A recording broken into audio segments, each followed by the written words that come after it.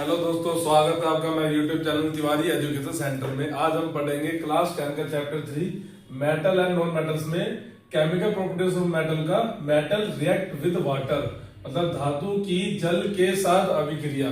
देखो जनरली क्या होता है, कोई भी मेटल है वो जल के साथ अभिक्रिया करेगा तो मेटल ऑक्साइड ही बनाएगा। अगर वो मेटल ऑक्साइड जल में घुलनशील होता है तो वो बनाता है मेटल हाइड्रोक्साइड। ठीक है, जनरल रिएक्शन तो ये है, सामान्य अभिक्रिया तो ये है, लेकिन हर एक मेटल वाटर के साथ किस तरह से अभिक्रिया करता है वो हम अलग अलग पढ़ेंगे। देखो मैं सीरीज में करके समझाता हूं। ये हमने रिएक्टिविटी सीरीज पढ़ी होगी ना, केदारनाथ का माली आलू जरा फीके पकाता क्योंकि होंगे आगे और। अब देखो ये है रिएक्टिविटी सीरीज, मतलब अभिक्रियाशील श्रेणी है कि कौन सा धातु किससे कितना ज्यादा रिएक्टिव है। ये हमने फर्स्ट चैप्टर में पढ़ा हुआ रिएक्टिविटी सीरीज में। तो सोडियम और पोटेशियम है ना, ये कोल्ड वाटर के साथ अभिक्रिया करते हैं, याद रखना हमेशा। ठीक है, हिंदी में शीतल जल के साथ अभिक्रिया करेंगे और साथ में ये आग पकड़ते हैं, मतलब इट कैचेस फायर, ये आग लगाते हैं। इतने ज्यादा रिएक्टिव होते हैं, सोचो कि ये जब पानी में इसको डाल देते हैं तो ये पानी में ही आग लगा सकते हैं। तो इससे हमें अंदाजा लगाना चाहिए कितने ज्यादा रिएक्टिव होते हैं। इसीलिए याद रखना है, क्वेश्चन भी है, इंटेक्स क्वेश्चन है साइंस का, कि हम सोडियम और पोटेशियम और लिथियम भी आता है कि इसको मिट्टी के तेल में केरोसिन ऑयल में डुबो के क्यों रखते हैं। वो इसलिए रखते हैं कि वो इतने ज्यादा रिएक्टिव होते हैं कि ये पानी के साथ रिएक्शन करके क्या करते हैं, पानी में ही आग पकड़ लेते हैं। ठीक है, अब आता है कैल्शियम। कैल्शियम जो है ना, ये कोल्ड वाटर के साथ रिएक्शन करता है। ठीक है, साथ में ये फ्लोट करता है। अभी फ्लोट का मतलब समझाता हूं, हिंदी में शीतल जल, शीतल जल साथ में तैरता है। बताता हूं कैसे।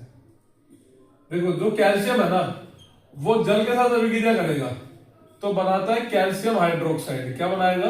Calcium hydroxide. और साथ में हाइड्रोजन गैस लिबरेट होती है। इनके इसके केस में क्या होता है कि हाइड्रोजन गैस इतनी ज्यादा अमाउंट में नहीं निकलती है ना, कि ये क्या करे, आग पकड़ सके। लेकिन ये क्या होता है, जो हाइड्रोजन गैस निकलती है ना, हाइड्रोजन गैस के बुलबुले, इंग्लिश में बोलते हैं बबल्स, जब वो कैल्शियम में चिपक जाएंगे और उसको उठा के कहा जाएंगे, पानी के सरफेस में जाएंगे और हमें दिखेगा कि कैल्शियम हो गया, वो हमें पानी में तैरता हुआ दिखाई देता है। सेम मैग्नीशियम के साथ है, लेकिन याद रखना मैग्नीशियम हॉट वाटर के साथ रिएक्शन करता है और ये भी फ्लोट करता है। ठीक है, गर्म पानी के साथ, और ये भी तैरता है।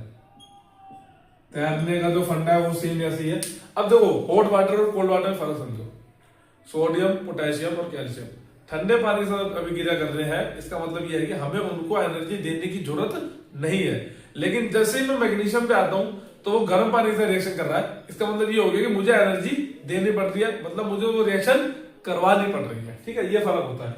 अब जो ये है, ये करते हैं स्टीम, भाप के साथ अभिक्रिया एल्यूमिनियम गैस में।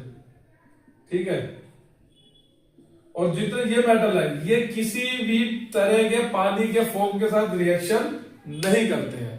ठीक है, ये नोट्स की तरह लिख लेना। ठीक है, दिमाग में छाप लेना, बहुत ही आसान टॉपिक है ये। पानी के साथ मेटल नॉर्मल रिएक्शन नहीं करता है, अगर वो डिसॉल्व होगा तो हाइड्रोक्साइड बनाएगा। जैसे कि मान लो आयरन है, आयरन डिसॉल्व होगा क्या, वो तो भाप के साथ रिएक्शन करता है। यहाँ ब्रैकेट में हम जी लिखेंगे, मतलब गैस, इसके ब्रैकेट में क्या आता है, एल आता है। ये बनाएगा Fe2O3।